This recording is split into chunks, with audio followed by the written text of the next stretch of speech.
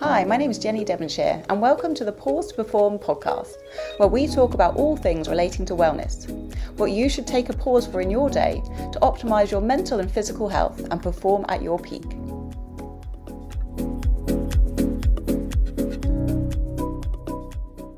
So I'm really pleased to be joined by Freddie today.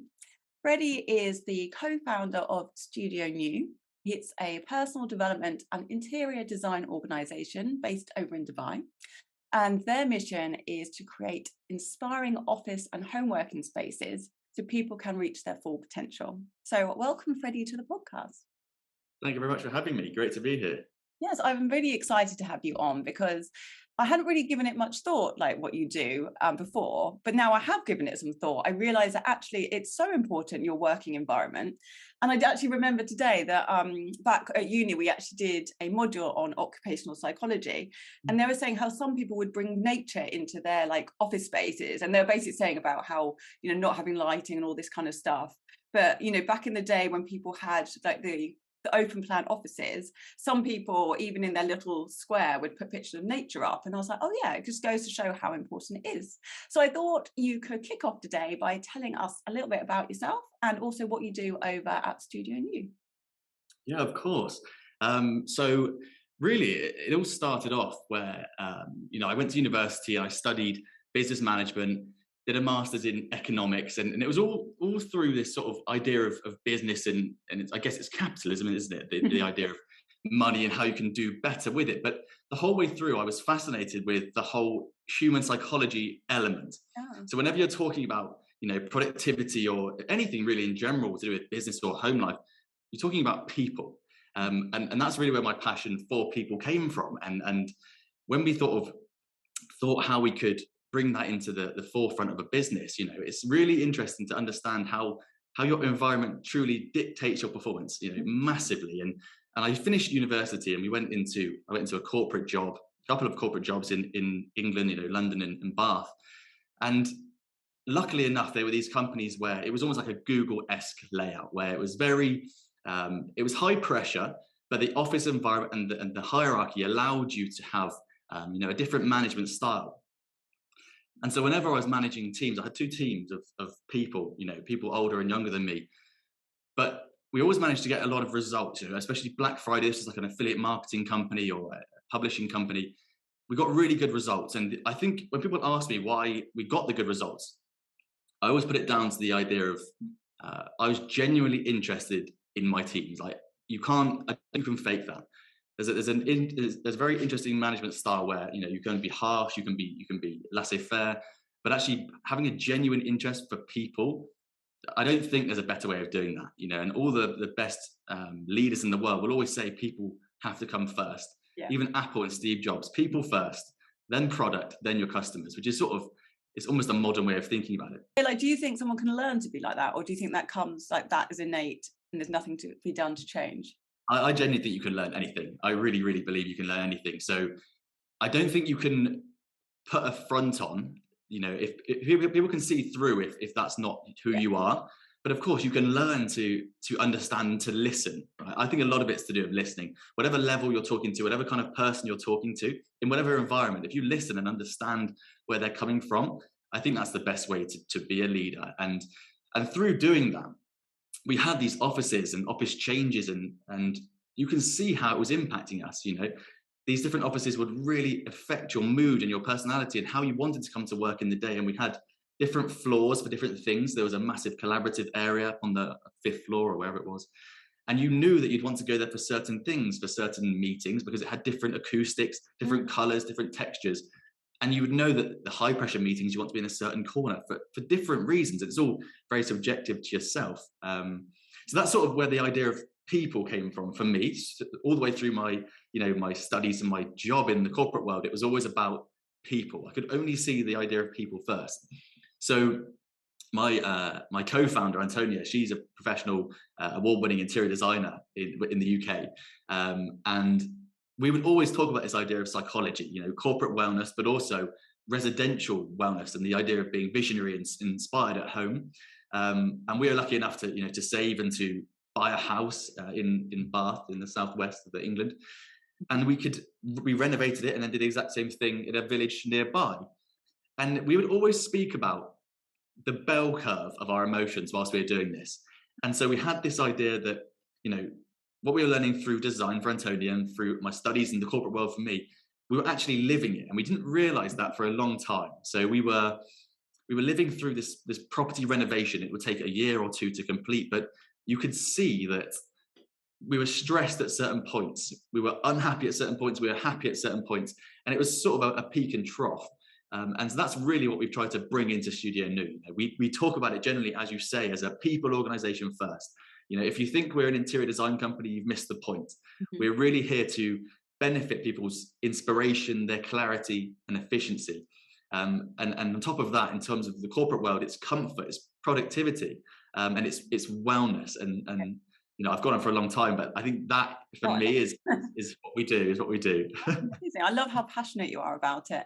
So out of interest, why, like when you went and you did the second one of those properties yourself, did you think, why am I doing this to myself again? I was happy with the last one. Well, that's a good point, because the first one we finished during COVID, just the beginning of COVID, so 2020. And there were so many reasons. I think it's actually a great, very relevant point about, your environment dictating your performance. Because during COVID, we're stuck inside in the UK, certainly for 10 weeks. And you start to have, a lot of people moved, right? A lot of people moved during COVID. But for us, we were looking into why are they moving. And yes, there was financial reasons to move, but actually people's mindset changed. And we saw a mass quitting in the last couple of years. People changing their jobs, understanding their wellness more. And even homes, people move because they understand that this home doesn't actually fulfill my needs anymore. Maybe it was a status buy. Maybe it was, too small for what we're trying to do. It doesn't represent my personality. So you're completely right. We took on another challenge, but it was to completely change where we are going in life, our direction in life. We'd started Studio New, and we decided that we needed a challenge to hone our skills again as a team of 2 at the time, and to take on that challenge and understand what we wanted out of property has really benefited us. The first one was a really great design, really cool, really inspired us. The second one was very different, a different size property, a different location, very different style. And working with different people to get different inspiration was really important. And at the end of it, it was a harder project, but we had more happiness at the end of it. So, it all ties together, right? Yeah, exactly. Well, they do say I think it's like the dopamine system, like the more effort something takes, the more dopamine you get when you achieve it. So it's all relative, which is really interesting. So the bigger the project, the more amazing you feel afterwards, right? Absolutely. I think that's really important it's around money as well, isn't it? A lot of people like to take things for free. Everyone likes to take things for free because why not? It's amazing, right? But no matter what it is, if it's free, it doesn't give you as much satisfaction. You haven't invested in it, and therefore you won't put as much effort and time into it. And I think, you're completely right when you say that point. Yeah, I think that I was listening to something or read something the other day, and they were saying about people who win the lottery. Oh yeah, it's about happiness. And it was saying like people who win the lottery, their baseline happiness after not very long returns, because money doesn't make you happy. Obviously, it can make you very unhappy if you don't have it. It can cause a lot of stress. But after a certain point, any extra money doesn't make you any happier. And it is, I think, also why you see all these billionaires and stuff doing more outlandish things. It's about achieving something. So going to space, they need to achieve something. It's not about earning money anymore. So that's quite interesting. I just want to come back for a moment. Sorry, just so with you say about interior design is very important for performance. Could you give the listeners some specifics on like what key things are important for performance you can like sort of achieve via your interior design? Yeah, of course. I mean, a really easy sort of stat to throw at you is that in terms of the workplace, a satisfied employee is worth sort of one person, correct? That's sort of a strange way of saying it. I've said it the wrong way around. But an inspired employee, is worth 2.25 satisfied employees. So if you think about that in terms of a company that has 5,000 people, that's massive. And that works exactly the same in the home, right? So if you're inspired, you can achieve more, you can think visionarily. And we talk about, in the books that, I'm sure we both read, the monkey mindset. If you have this idea where you're doing the same thing all the time, you don't change your environment, you have this sort of track where you do the same thing, and it's hard to break out of it. It's the same way people say you are just like the 5 people you spend most of your time with. It's because you spend time with those people, you have the same ideas with them, and you have the solutions to whatever those problems are. You need to break out of that. So the easiest thing I can say to your question there is just to make a change in your interior. You know, if I'm talking about residential, make any change. Have a look around and just think about what helps you and what doesn't. You're the architect of your environment at home, right? Why would you not fill it with positive cues? And why would you not fill it with inspiration? One of the things we talk about in our methodology is association. Mm-hmm. So going back to your point actually about, you know, people in the lottery, a lot of the time they drop back to their baseline of happiness because they haven't got association. You can, if I give you £1 million and you spent it on, you know, a lovely mansion somewhere in Surrey or something, very quickly you'd realize that it's not you. You haven't done anything to it, which is very interesting in the same way with interior design. You know, we are more than capable of coming in, doing a full design for you whilst you're on holiday for 2 or 3 weeks, maybe a bit longer. You coming back in, loving the design, but you won't have any association to that. You haven't learned anything through it, and you'll struggle to appreciate it. Yeah. So what I would say is, look at your interior, look at the functionality, which is one of the main things we define when we talk about luxury. You know, in Dubai, people talk about luxury all the time, which is defined by space and light. We talk about functionality in there. You know, it doesn't make sense without them. So take a look at your space. How does it work for you? Make a small change. People love moving their sofas around in the living room, or maybe moving their bed around. And just by doing that, just feel how it makes you feel, how it affects you, how it impacts you. And from there, you can take it further, right? You know, we work with clients who want to improve their life, really, find a more inspiring life. And through that, through our work and our consultation and our business, we can do that. But we also have taken on board and partnered with life coaches and psychologists and people that have companies that train people in the corporate world, certainly, to understand and value culture, because it's not just a we'll do it for you solution. It has to have some element of association. And I think that's really important when you're looking at interior design, to understand what you're trying to achieve, set out goals, make sure it works together, but make sure that you are associated to one thing or maybe a few things. The Lagom lifestyle is a Swedish methodology or philosophy that we really follow closely, which is where, you know, you have to have 1 or 2 valuable things in your room or your house, depending on, you know, who you are. It has to be something that you could effectively think of as an heirloom. So it could be an old piece of furniture or just an expensive clock. But having that association to something is massive, and it grounds you in an interior. And it's the same, you can see it in workplaces, right? You have rooms where you're like, oh, this is the boardroom. You're having a really expensive, I don't know, table in there, or some very arty chairs, and there's always has to be association to build that sort of that trust and that bond. And yeah, I think that part of human psychology is so interesting. I was really fun when you just saying about moving the room around. It just reminded me that when I was a kid, I used to move my room around all the time or decorate it and then get bored of it like halfway through, but I'd do it. And I just wondered, like, maybe like it's something that we lose as we get older. You know, we lose creativity and things like that because we get stuck in a rut. Whereas actually maybe just moving stuff around and doing it again might bring it back slightly, if that's kind of got the Absolutely. point. Absolutely. And you know, if Antonia was here, she's got a fantastic origin story around exactly that. You know, when she was a child and she was sharing a room with one of her brothers, and she would move the space around just to understand what benefit she could find from it. You know, she might want more space here or more light there, or, you know, privacy here, or it's really interesting, you know. And I completely agree that we lose that when we get older. And, you know, you could say that, you know, people say time goes quicker or we have less time, but actually, like I said, it is your space. If you're talking about residential areas, you know, why not make a change? I'm looking at a sofa here. Some people buy these big corner sofas and they don't fit the rooms, but they bought it because it was a trend, or they got a good deal, or they thought they should have it. And you can't move that round. That is a very static sofa, you know. And so, moving things around, making change is so good for the human mind. That's one of the first things we say. Like, you've made the right decision if you're talking about your interior, because you're here for 70% of your time. It impacts you massively all the time.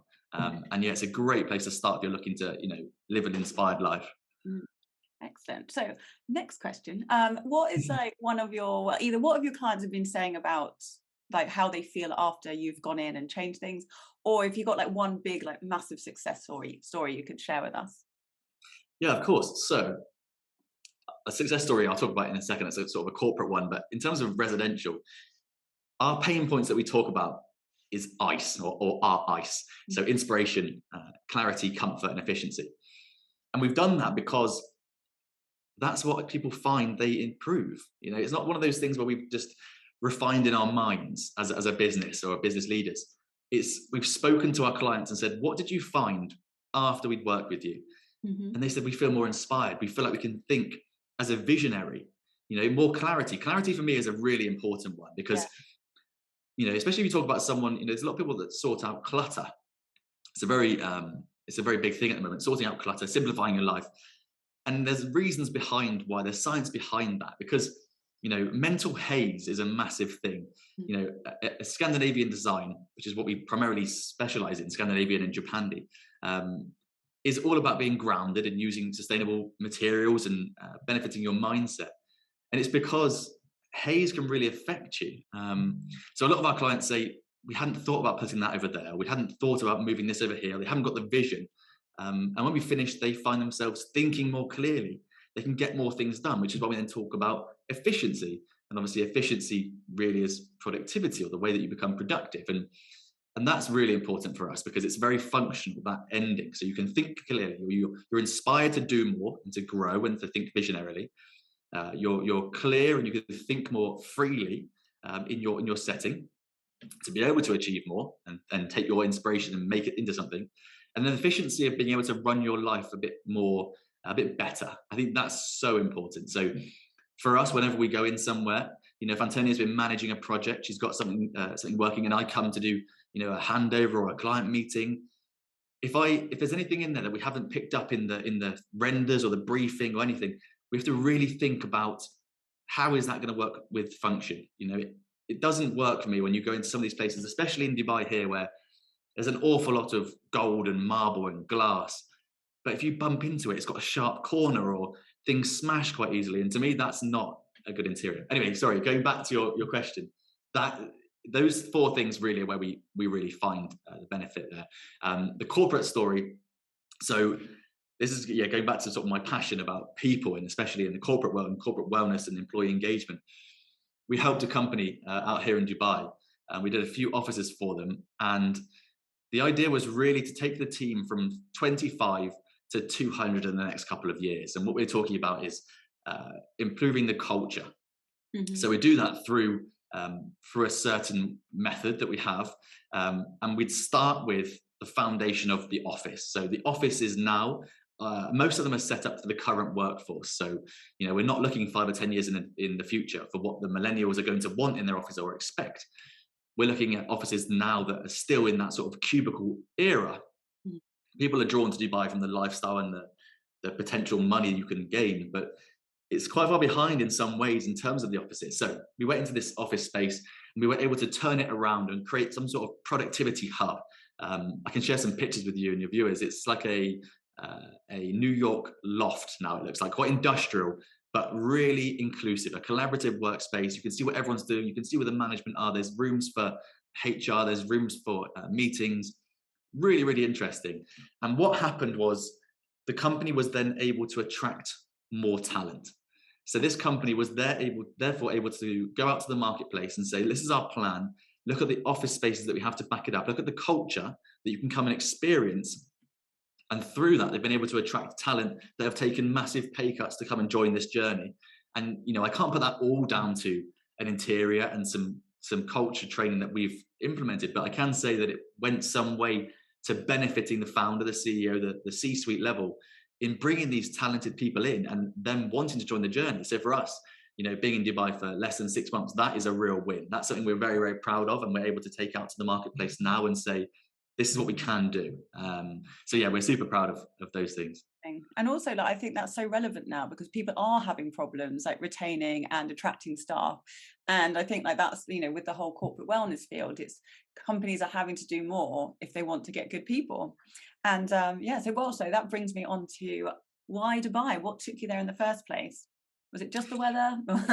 That's a good question. Yeah, I mean, yeah, I'm very happy that we're here now in sort of 25, 26 degree heat. I don't feel I don't feel bad about saying that. But so yeah, so we were in the UK, just outside Bath. We grew up there, both Antonio and I. Our team is pretty global, so we have virtual and e-design, so we can work anywhere in the world, but we also have in-person designs, and they were finishing in the UK, a couple of projects. And we thought, we've always thought about living abroad. We've got connections around the world. We've done a lot of traveling through university and after. We're very big on the people piece. So we always wanted to see other cultures. You know, we're not very good at sitting still. I like to go abroad and sort of experience as much as possible and learn from it. Right? Everyone has something to teach you. So we've always had that in the back of our mind. We had the business running, and then we had a real catalyst. So in May of this year, 2022, we were hit by a careless driver. So we were just driving on this country road in Wiltshire, and we're doing about 40, and this car came around the corner doing over 60 on the wrong side of the road and hit us head on. And we were flipped upside down, and we're in this ditch, car full of smoke, a lot of, I won't be gruesome, but there was blood, and a lot of screaming. And the doors were jammed, the airbags had gone off. We couldn't get out. And we managed to escape through the back door over a hedge. And it was one of those moments where, when mothers lift the cars off the babies, it felt like that. I dragged Antonia out, and we were okay. We had very little injuries, nothing to speak of. So then we had a couple of weeks just recovering, a lot of physio and that sort of thing. And in those 2 weeks, we had a lot of chats with the insurers, the police, the fire, the ambulance, the A&E kind of thing, GPs. And everyone was astounded that we had even walked away from that crash, let alone with the bruising and, small injuries we had. I was struggling to see out of my right eye for a bit, but quickly recovered. And in those 2 weeks, that's one of those things that sadly it has to happen. I sometimes believe that it has to happen for people to make a big change in their life. And so a couple of months later, we had sold the house, we had sold the car, the other car, not the broken one, sold everything and bought a one-way ticket to Dubai, launched the business, taken some real risks. And that's really why we got here. Dubai, as a reason, is because it's a great place to be. It's got everything. It's a frontier market still. There's lots going on. There's lots of opportunity. We have family here. We've got some friends here. That wasn't just a real stab in the dark. It was quite calculated. But it's a great place for business. The UK, I love the UK. We're going back in 3 weeks for Christmas, and I'm looking forward to it. I'm looking forward to the rain. But I just think it's an adventure. Dubai's a great place. UK is a great place, but I just like a challenge. We love an adventure. And I think a catalyst like that, like I said, sometimes makes you want to sort of take a big step, bet the farm kind of thing, all or nothing. So yeah, that's how we got to Dubai. And what would you say is what are the differences or maybe the similarities between how people or the Dubai companies in Dubai approach wellness compared to the UK companies? Yeah, it's a good question because it's different. It's very different. So in the UK, I was lucky enough to work for companies that put employee engagement and corporate wellness very high in their values. We'd have things like mental health first aiders, community days, so many things that are beneficial to people. But I did an article the other day where I believe that it was to the extent that was beneficial to productivity. It was still at the top of that curve, right? Whereas, you look at what's coming out in the media at the minute about Twitter, where they're showing the day in the life of Twitter before everyone was fired, and they were going in, having a latte, going to a sleeping pod. There was a lot of stuff going on. Right. They would then go and book a meeting, but you'd never see the meeting. They'd have a vending machine, wine at lunch. Oh, wow. And you didn't see any work being done. So potentially that, in my opinion, was over the top of the curve of what is beneficial. Anyway, so that was lucky for me in the UK. And I think, from my other experiences, and when we were in a merger and acquisition position, we would buy companies, not my company, the company I was working for at the time. And you could see that they were fairly similar at that level. So like FTSE companies. I think as you come down to smaller companies, it's still very high on people's agenda. You know, corporate wellness and corporate responsibility is at the forefront of a lot of what's going on. There's a lot of pressure on it, which I really like. I think that's brilliant. There's a very simple way you can fix it now with, you know, businesses that can go in and help you and actually train you and teach you, not just outsource the whole thing. And with CSR, you know, being able to have companies that will help offset your carbon and plant trees is fantastic. Compared to Dubai, there are less companies doing that, certainly. Like I said, people are drawn here for the lifestyle and the money, and they forget that you're still going to have to work hard in these corporates. And they put you in a small booth, like a bullpen from the 80s, and people don't leave. They do leave. Dubai's got one of the highest attrition rates in the world for young talent. So they come here, they quit after 6 months, they either try another place or they move on. Right. And I think there's a massive gap, maybe even a cultural shift that needs to be filled in terms of making sure people are happy. Yeah. And that's one of the reasons we're here. You know, I really want people to be happy first, because it's ultimately how you grow a business, in my opinion, you know, or a people business at least. If the people aren't happy, they're not going to stay, they're not going to work as hard as they can, and they're going to leave. So it's certainly a different approach. I think it is keep catching up. Maybe like if you look at Singapore from 30 years ago when they were a frontier market, you know, they are now massive on corporate wellness and CSR. They potentially weren't when they started. And so Dubai is catching it up. And, you know, it's got a bit of a stigma, Dubai, for, you know, human rights and the way they do things. Ultimately, it's a dictatorship. But it's changing massively. And certainly with the restrictions being removed around Saudi as well, I think we're going to see a massive change in the next, you know, 3 to 5 years. But there's still a lot to be done. There's a lot to be done. Yeah. I mean, I can't think of anything worse than working in like a little cubicle with no natural light. And yeah, I don't think I'd last even 6 months, to be honest. Exactly. No. I think it's so interesting. Yeah, exactly. It's so interesting because, you know, retaining someone is 10 times cheaper than finding someone new. People don't think about that. They just think, oh, you know, we're a big company, we're better off without that person if they're not going to work as hard as possible. But you're not, you know, and 5 minutes added productivity a day over 1,000 people is massive for the bottom line. And, you know, it's only a matter of time before this catches up. And maybe it's just there's no solution in there yet. Yeah. Enter Studio New, but, you know, I'm sure it'll keep up. We'll catch up. Yeah. Excellent. Is there anything else you'd like to sort of add that you think people might be find interesting, or how else can they work with you, more importantly, if they're interested? Absolutely. So you can work with us, or you can just use a free tool we've got on the website. So we've got studionew.co.uk and .ae. And on the website, we have a scale up tool. And we also have a community on Facebook called Inspired Lives. And the tool, we talk about scale, right? Trying to improve your life. And it's because scale for us, it's not our method, but it's the ideas of what we think is important, what we know is important. So it stands for sleep, community, appreciation, learning, and environment. And on this tool that we have, you can find out your scale score. And that's the first thing that we ask anyone to do when they work with us. You know, we want to find out, actually, can we work together?